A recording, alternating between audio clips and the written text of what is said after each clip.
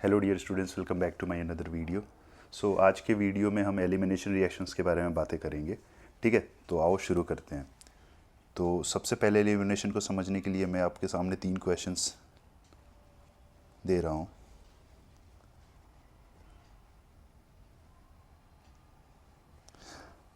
Second one is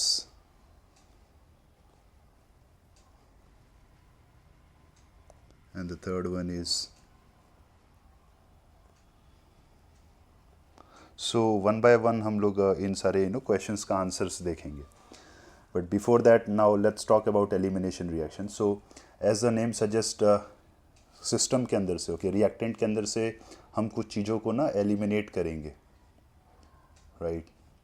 and to be more precise, eliminate हम लोग ना हाइड्रोजन और लीविंग ग्रुप या फिर मेनली प्रीडोमिनेंटली इन जनरल जो हैलोजेंस होंगे उनको हटाएंगे।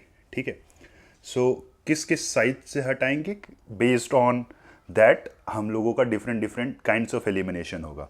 सो अगर हम एलिमिनेशन के डिफरेंट कैटेगरीज के बारे में मैं बात करूं, then it will be like called as one of the type is 1,1 elimination. Second one will be like 1,2 elimination. Third one will be like 1,3 elimination. Fourth one will be like 1,4 elimination. So what does the this number represents?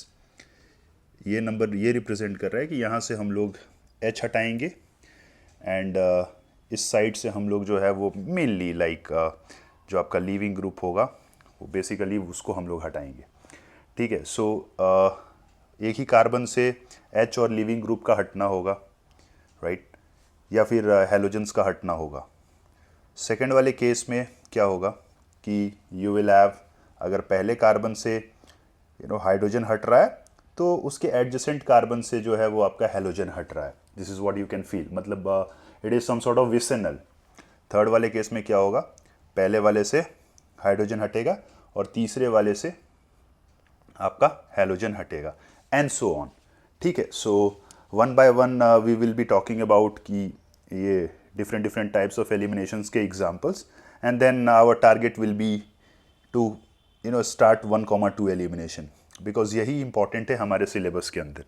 ठीक है, सो 1,1 elimination के बारे में अगर मैं बात करूं, then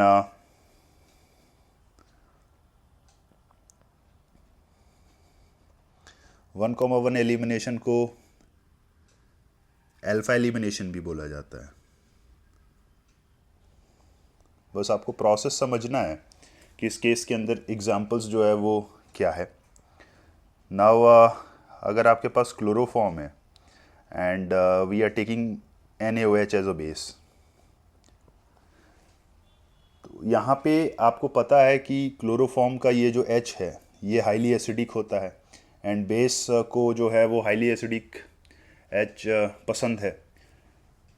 तो अगर ऐसी बात है देन आपको क्या मिलेगा, CCl3 minus, and then Cl हट जाएगा and then you will be getting CCl2।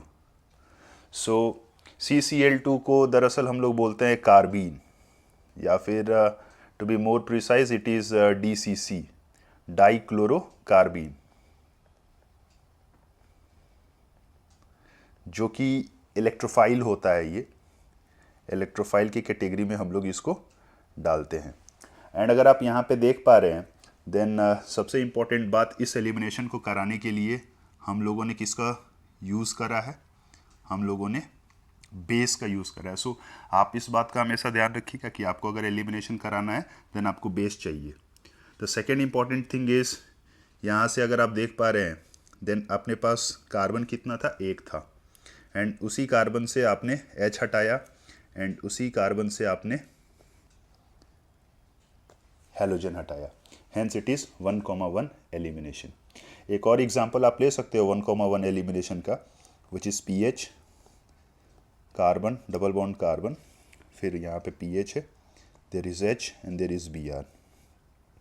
ठीक है, उसके बाद से आप इमेजिन करो कि आपके पास बेस है, क्या लोगे बेस में, ले लो कुछ भी ले लो NH2 माइनस ले लो। एंड नाउ ये जो बेस है वो ये वाला H लेगा, एंड अगर वो बेस H लेगा देन आपके पास कुछ इस तरीके से चीज़ें निकल कर आएंगी, करेक्ट। उसके बाद से यहाँ पे क्या होगा ना कि ये जो pH है, ये pH माइग्रेट कर जाएगा यहाँ पे। सो अगर ये pH यहाँ पे माइग्रेट करेगा देन इस कार्बन पे क्या आएगी, डेफिशिएंसी आएगी, एंड ऑलरेडी यहाँ पे क्या है, माइनस है। सो वो माइनस और ये deficiency will form a bond, similarly Br जो है वो निकल जाएगा। सो अगर वो निकल जाएगा then what you will be getting, you will be getting pH, C triple bond C and then pH। तो अगर आप यहाँ पे देख पा रहे हैं देन एलिमिनेशन तो हुआ है, अच्छी बात है। देन इसी कार्बन से हाइड्रोजन हटा था एंड उसी कार्बन से Br हटा था, hence it is called as 1,1 elimination. 1,1 finish करने के बाद से अब हम लोग जो है वो 1,2 पे आएंगे। तो आइए 1,2 एलिमिनेशन देखते हैं। But before that now if I talk about कि 1,3 क्या है, छोटा छोटा सा एक दो एग्जाम्पल लेके इन सारी चीज़ों को आप समझ लेते हैं। नाउ अब आप तो मैच्योर हो ही गए हैं कि 1,3 का मतलब क्या हुआ, करेक्ट। आई बिलीव आप मैच्योर हो गए हैं, राइट। सो 1,3 में जनरली एग्जाम्पल्स ये वाला लिया जाता है, एंड देन यहाँ पे जो है वो जिंक डस्ट का यूज़ किया जाता है, एंड जो आपका कंपाउंड बनता है वो बनता है cyclopropane. And if I talk about 1,4 then 1,4 में अब आप क्या करो, 2 Br लगा दो, ओके, एक पहले पे और एक चौथे पे। फिर से आप क्या ले लो, जिंक ले लो, देन आपको क्या मिलेगी, रिंग मिलेगी। तो to be more precise if I talk about 1,3 then यहाँ पे आप देख पा रहे हो Br ही है जो निकल रहा है। So it will be like a removal of 2 atom और group of atom we can say. तो टेक्निकली अगर आपसे कोई बोले then elimination is nothing but it's elimination of 2 atom और group of atom, correct. Now our segment which I will be starting is 1,2 elimination. आइए उसको समझते हैं। So our segment is 1,2 elimination, and now अब आप समझ गए 1,2 एलिमिनेशन का मतलब क्या हो गया, कि जो आपके जो 2 एटम हैं या फिर ग्रुप ऑफ एटम ग्रुप्स, वो जो है वो एक फर्स्ट वाले साइड से हटेगा और दूसरा जो है वो सेकेंड वाले साइड से हटेगा, हेंस 1,2 एलिमिनेशन, जिसको पढ़े लिखे लोग बीटा एलिमिनेशन भी बोलते हैं। एंड अगर मैं 1,2 एलिमिनेशन की बातें करूँ देन इसके अंदर जो आपके पास क्लासिफिकेशंस होंगे वो कुछ mainly if I have to say then it will be like E2, E1, E1, CB। And now हमारा पूरा फोकस जो रहेगा वो किस पे रहेगा, E2 एलिमिनेशंस पे रहेगा। सो मैं E2 एलिमिनेशंस अभी शुरू करने वाला हूँ। सो आप हेडिंग दे सकते हो E2। आइए E2 एलिमिनेशंस के अंदर हम लोग देखते हैं कि क्या क्या चीज़ें जो है वो हो रही हैं।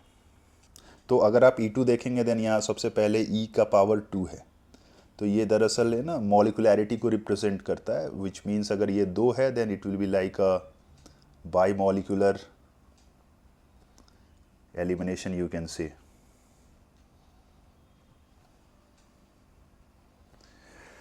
बायमॉलिकुलर का मतलब क्या है कि जब भी जो रिएक्शंस हो रहा होगा तो वहाँ पे आपके पास रिएक्टेंट होगा एंड रिएक्टेंट से प्रोडक्ट जा रहे होंगे आप, तो जो स्टेप्स होंगे उस स्टेप्स के अंदर जो सबसे स्लोएस्ट स्टेप होगा, सबसे स्लोएस्ट स्टेप को हम लोग बोलेंगे RDS। RDS means rate determining step.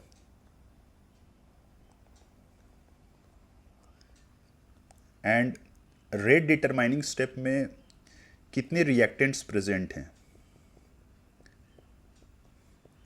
जितने रिएक्टेंट प्रेजेंट होंगे उतनी उसकी मॉलिकुलैरिटी होगी। सो अगर मैं यहाँ पे E2 लिख रहा हूँ एंड अगर मैं बोला कि वो मॉलिकुलैरिटी रिप्रेजेंट करता है, मतलब यहाँ पे जब हम रिएक्शंस देखेंगे देन इसके RDS में कितने स्पीशीज प्रेजेंट होंगे, answer is 2, hence it is a biomolecular elimination. So now let's understand E2 with the help of an example. तो मैं आपके सामने एक रिएक्टेंट दे रहा हूँ, यहाँ पे ये X है and there is a H, and arrow के ऊपर ना मैं एक बेस दे रहा हूँ O-C2H5। आपको पता है ना कि ये कोई भी निगेटिवली चार्ज स्पीशीज़ बेस की तरह भी काम कर सकता है एंड न्यूक्लियोफाइल की तरह भी काम कर सकता है। तो यहाँ पे मैं आपको बोल रहा हूँ कि ये बेस की तरह काम कर रहा है, विच मीन्स ये अपने इलेक्ट्रॉन्स जो हैं वो हाइड्रोजन को देगा। This is the difference between a base and a nucleophile. अगर वो न्यूक्लियोफाइल होता तो वो अपने इलेक्ट्रॉन्स हाइड्रोजन को ना दे के किसी दूसरे एटम को देता। नाउ अगर मैं इसके प्रोडक्ट की बात करूँ, ठीक है, so what will happen is कि जो आपका बेस है O-C2H5, ये क्या करेगा ना, ये H के साथ एसोसिएट होना पसंद करेगा।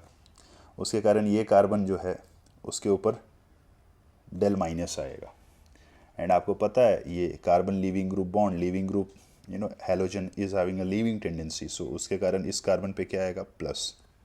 सो eventually if I have to write, then मैं ये बोलूँगा कि ये वाली बॉन्ड यहाँ आ जाएगी और ये वाली बॉन्ड निकल जाएगी, which means the right answer would be a alkene.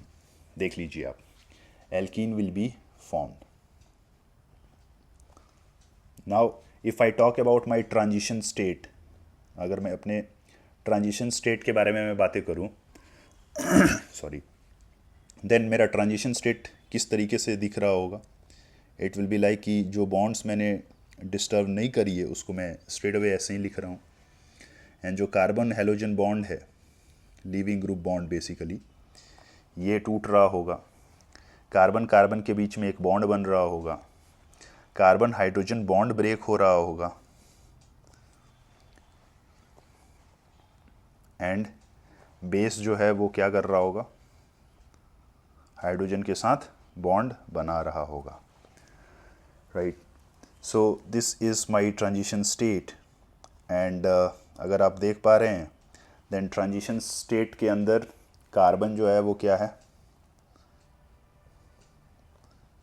Carbon is pentavalent. Now if you can see your transition state, then your transition state is having alkene like character,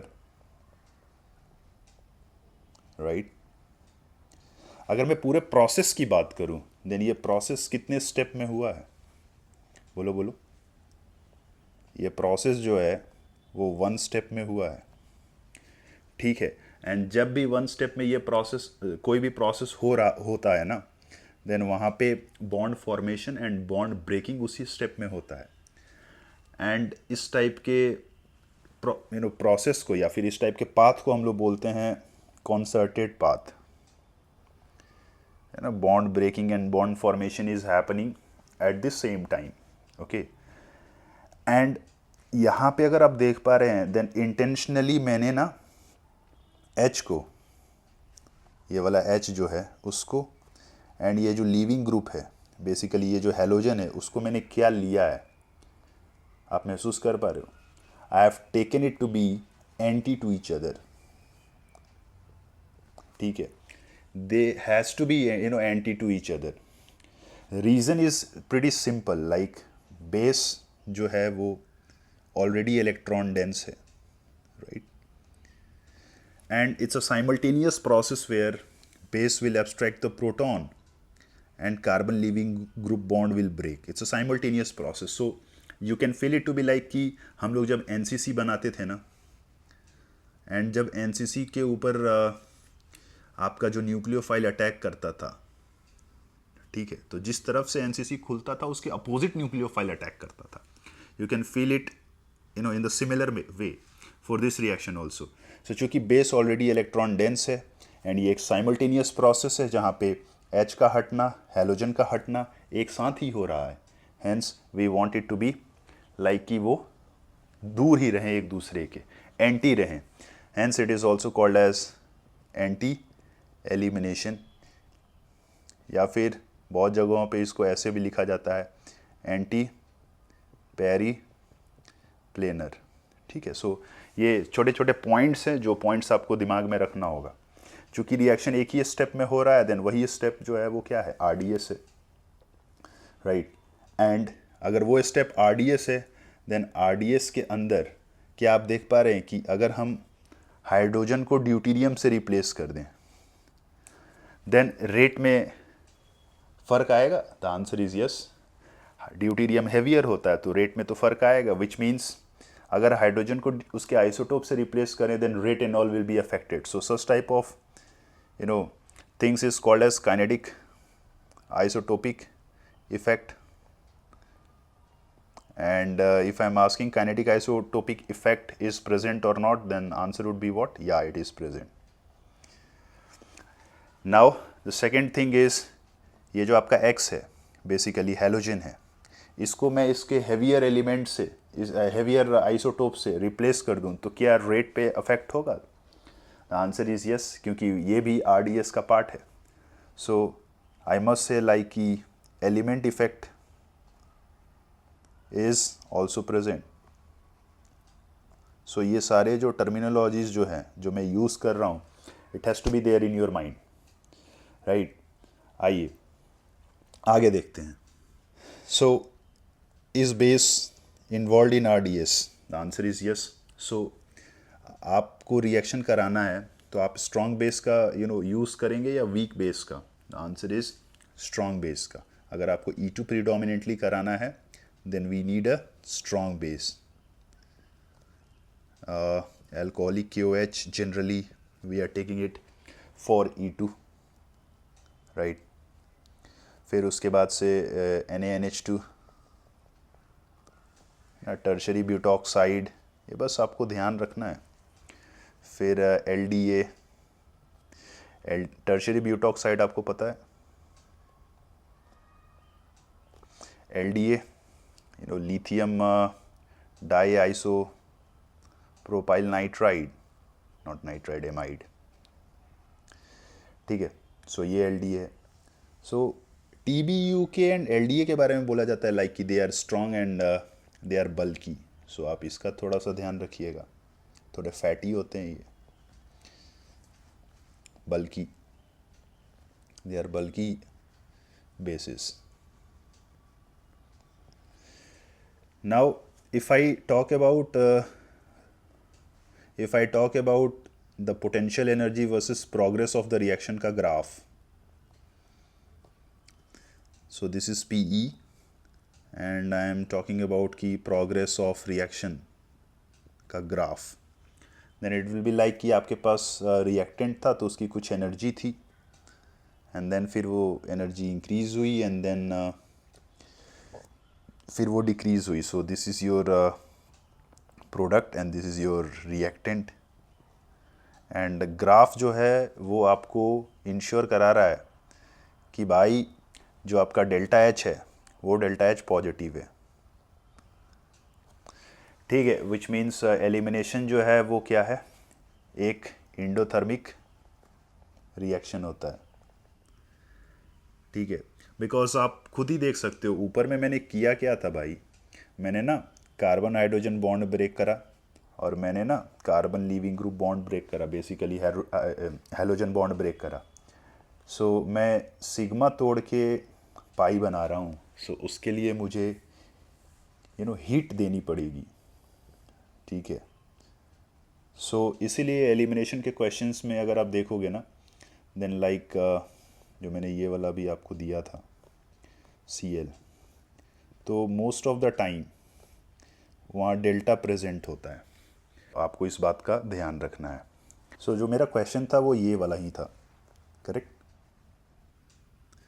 सो इससे अगर मैं आपसे पूछूं आंसर क्या होगा, then what you will be saying कि sir answer ये वाला होगा, आप कुछ नहीं करना है, इसमें एलिमिनेशन करा देना है, ये होगा एंड एक आंसर ये होगा, राइट। सो बहुत अच्छी बात है। सो यहाँ पे अगर आप देख पा रहे हैं, देन जो ये वाला कार्बन था ये अल्फ़ा था और ये बीटा है। सो हम लोग बीटा से क्या हटाते हैं, H हटा रहे हैं, राइट, है ना। सो यहाँ पे आप देख पा रहे हैं, then you are getting two products, एक जो है वो हॉफमैन है एंड दूसरा जो है वो क्या है, सेटजेफ है। So Hofmann alkene and Saytzeff alkene both are formed, hence it is also called as E2 is also called as regioselective. So ये सारे information से which can be asked as a one-liner in exam. That is why I am giving you all these informations. And these all informations are coming from the mechanism. That is why I have taken the mechanism. अगर आप question पूछने जाओगे कि इसका answer क्या होगा, then answer तो आप तुरंत लिख दोगे, like the way I have written it over here, है ना. मेरे को क्या करना है भाई, एल्कीन बनाना है, बना दिए एल्कीन. एक ये वाला एल्कीन बना और एक ये वाला एल्कीन बना. But what you will be asked is कि मेजर कौन है. सो मेजर कौन है is based on the fact that कि एल्कीन कौन ज़्यादा स्टेबल है. So the answer is सेटजेफ is major and Hoffman is minor, because transition state was having what? Alkene like character.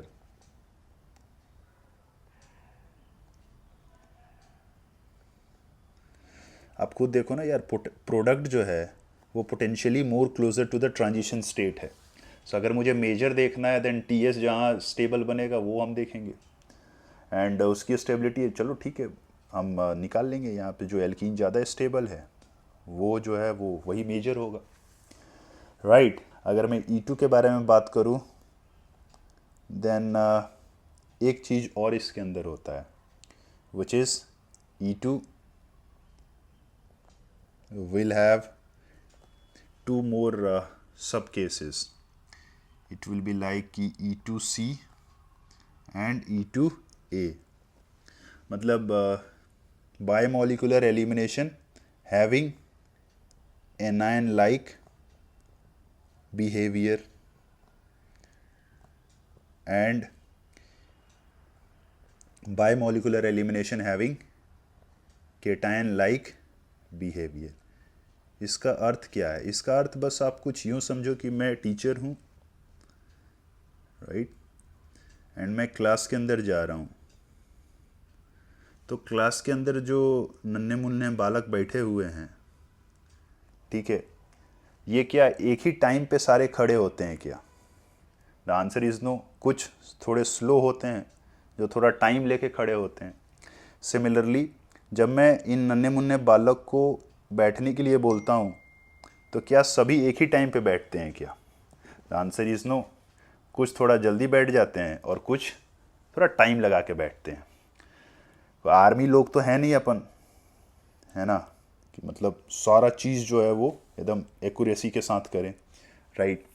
सो यहाँ पे अगर मैं बातें करूँ E2 की, देन जो आपका H का निकलना था एंड ये जो हेलोजन का निकलना था, व्हाट आई एम सेइंग इसकी बेस अगर H को निकाल ले गया और तब तक आपका लीविंग ग्रुप बॉन्ड टूटा नहीं है, अभी हटा नहीं है, मतलब TS के अंदर डेल्टा माइनस होगा.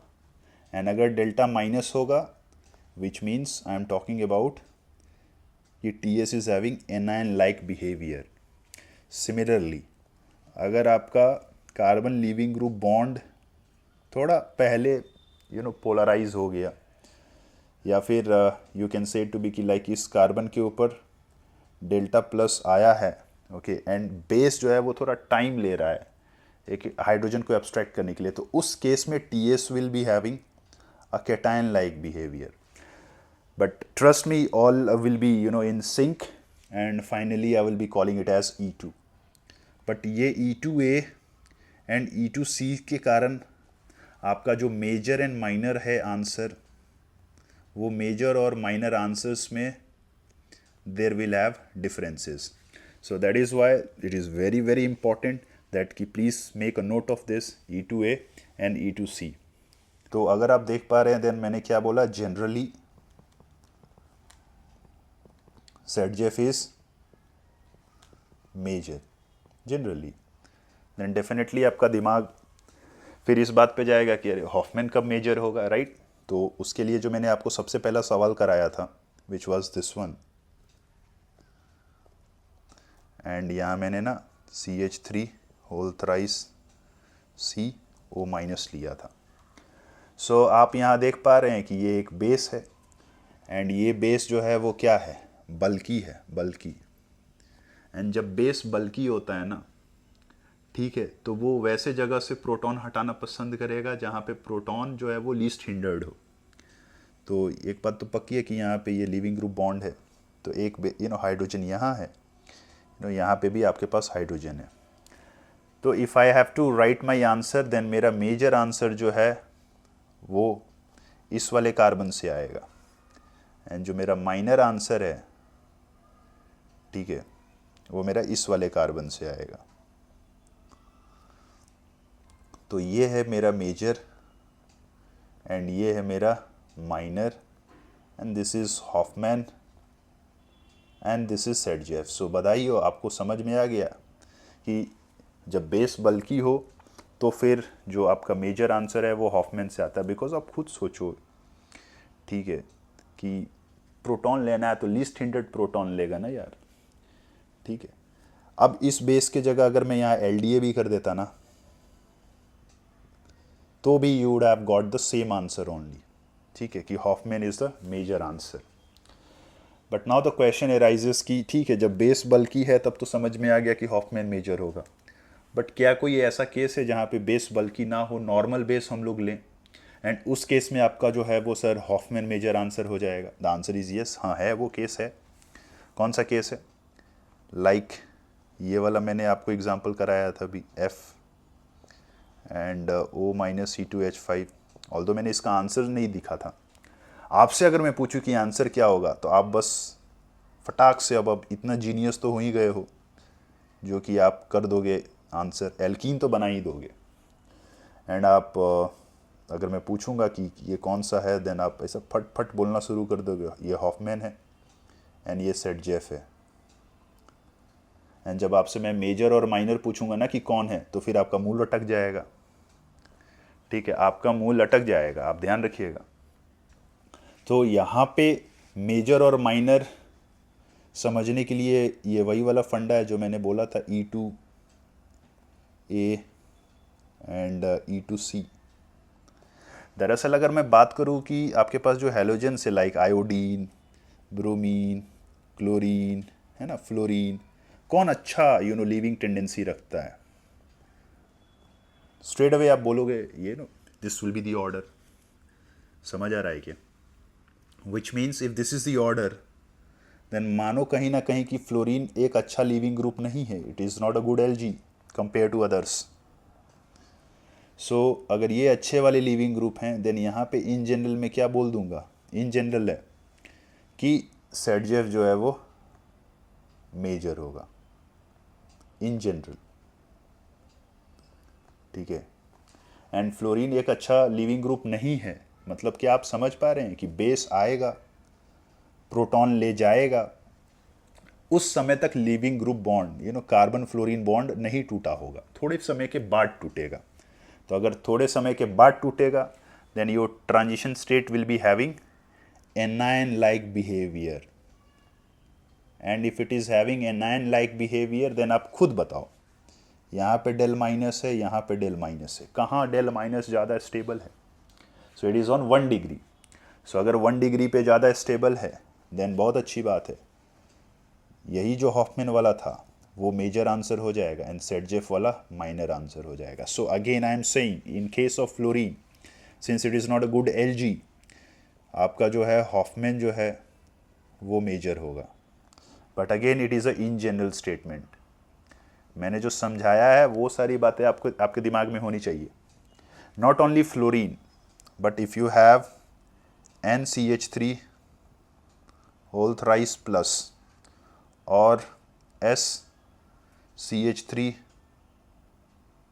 होल ट्वाइस प्लस, देन इन सारे केसेस के अंदर भी you will have what, Hofmann is major. But again as I told you, it's in general statement, हर जगह ऐसा नहीं करेंगे। It also depends upon the nature of the alkyl group which is present with us, ठीक है। सो इसका आप ध्यान रखिएगा। एक मैं और आपके सामने एग्जांपल लिख रहा हूँ, which is PH, fluorine, and then O-C2H5। आप इसका आंसर करेंगे एंड मेरे को पता है कि आपका आंसर तो ये आ ही जाएगा। बट अगेन द मुद्दा is which one is major which one is minor. So आप तो ये बोलोगे कि गुरुजी ये हॉफमैन है एंड ये सेटजेफ है। सो आपने ही अभी ऊपर बोला कि हॉफमैन वाला जो होता है ना, वही जो है वो मेजर होता है। बट वो मैंने बोला था इन जनरल प्रोसीजर क्या था। प्रोसीजर वाज टू जनरेट और to think about this stability of del minus. So यहाँ पे ये 1 डिग्री है, ये 2 डिग्री है, but it is stabilised because of this pH group. This वाला del minus is stabilised because of this pH group. Hence, in this very particular case, specific case, जो आपका सेटजेफ है, ठीक है, बेसिकली जो आपका कॉन्जुगेटेड है, वो जो है वो आपका मेजर आंसर है एंड हॉफमैन जो है वो आपका फिर से माइनर हो गया। सो आप एक थंब रूल मत बना लेना कि हॉफमैन जो है वो इस केस में मेजर है, सेटजेफ जो है वो इस केस में मेजर है, लाइक दैट। आप बस इन सारी चीज़ों को समझिए, ये दिमाग में रखिए and then accordingly as per the situation you have to think about this major and minor.